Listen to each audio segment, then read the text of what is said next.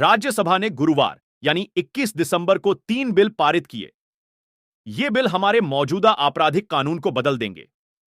भारतीय न्याय संहिता, भारतीय नागरिक सुरक्षा संहिता और भारतीय साक्ष्य बिल को अब मंजूरी के लिए राष्ट्रपति के पास भेजा जाएगा। उनके दस्तखत के बाद ये तीनों बिल कानून बन जाएंगे। कई विशेषज्ञों ने इन कानूनों की जरूरत पर सवाल उठाए हैं क्योंकि ये काफी हद तक पिछले कानूनों की नकल करते हैं।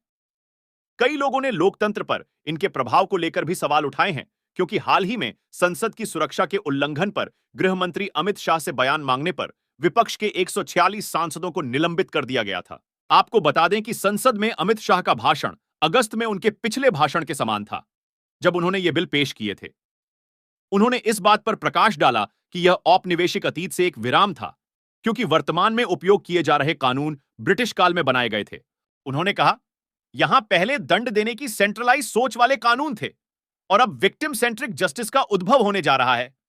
उन्होंने लोकसभा में कहा, यह ब्रिटिश राज और ब्रिटिश काल के गुलामी के सारे चिन्ह समाप्त करके संपूर्ण भारतीय कानून बनने जा रहा है। इसके बाद शाह ने कोड में किए गए बदलावों की सूची पेश की।